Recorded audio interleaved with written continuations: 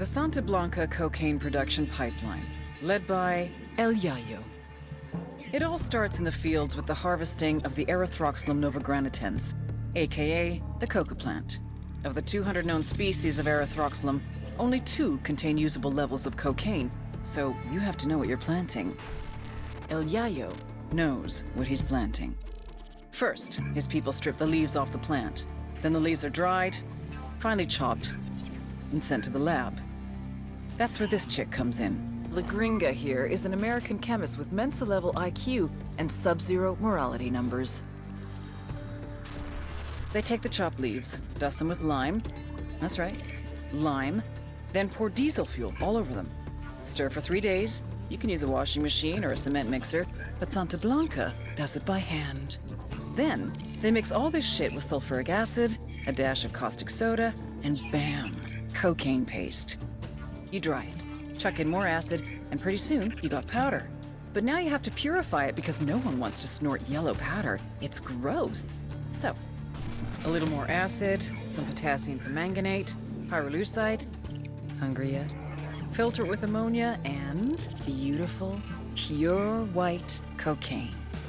But everyone knows how to do this, right? What makes Santa Blanca so special? What makes SB a brand?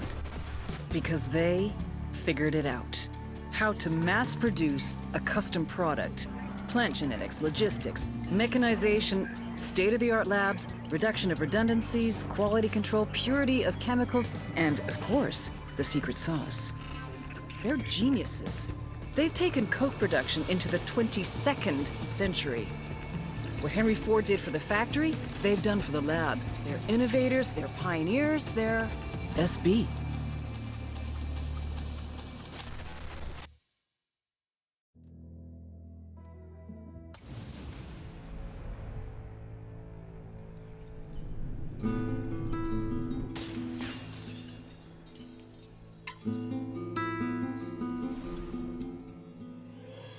The great writer Balzac once said, "To have a family is to become hostage to fortune."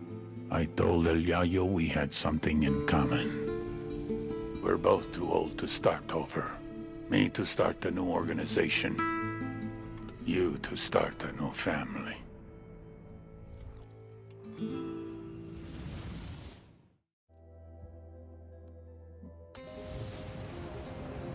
Innovation versus experience. Technology versus tradition. Youth versus age. La Gringa versus El Yayo. I had been hoping they would complement each other, but they could not get along. They were too different. I have been producing cocaine this way for years. That's exactly the problem. Our product was so good, the demand was only increasing. We couldn't keep up. I don't care how you do it. Science, tradition, or voodoo. Just make more. Or I'll find someone that can.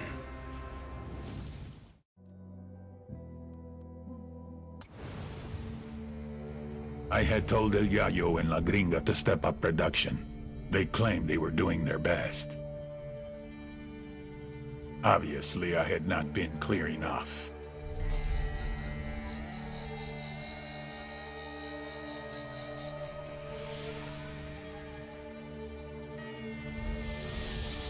This man's life was in your hands, and this is what you've done with it. I can't do this anymore. Please, just let me go home.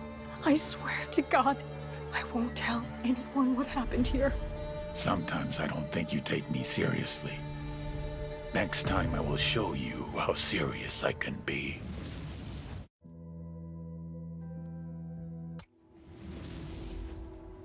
Desperate people make desperate mistakes. And I had made El Yayo and La Gringa desperate. I pressured them too much. But I had no choice. The attacks on our production were increasing. It was hurting our supply chain. If something was not done, we would lose our market share.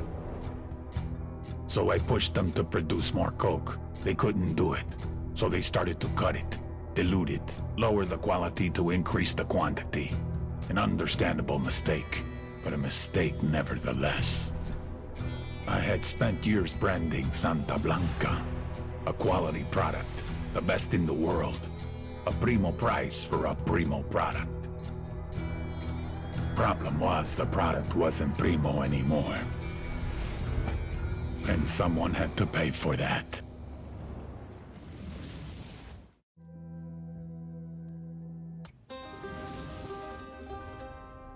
El YAYO was born amidst the Bolivian coca. His mother carried him on her back until he was old enough to go to work for himself. For decades, YAYO picked the leaves, fingers blistered, back aching, feet bleeding.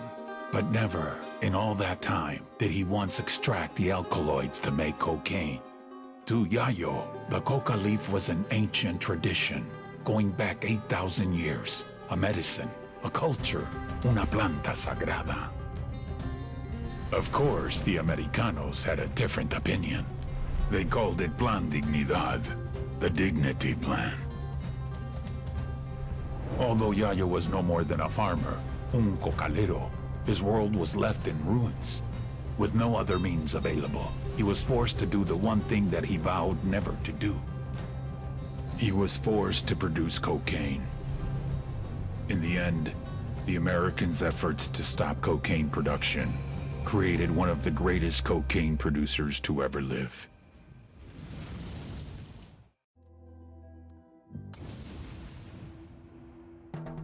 You cannot feed the hungry without food.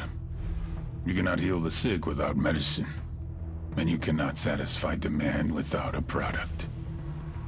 With the cocaine production in shambles, our market share was shrinking more and more every day. We increased prices, but it was a temporary solution. We would have to import from Peru and Colombia, invest heavier in meth and MDMA, a very costly and time-consuming endeavor. It would take years to rebuild. I had no choice. If workers were left unpaid for too long, there was no telling what they would resort to. But the biggest loser in all this was the people of Bolivia. Out of work with no means to support their families. All they could do was wait. Wait and see who was next to take possession of the coca fields.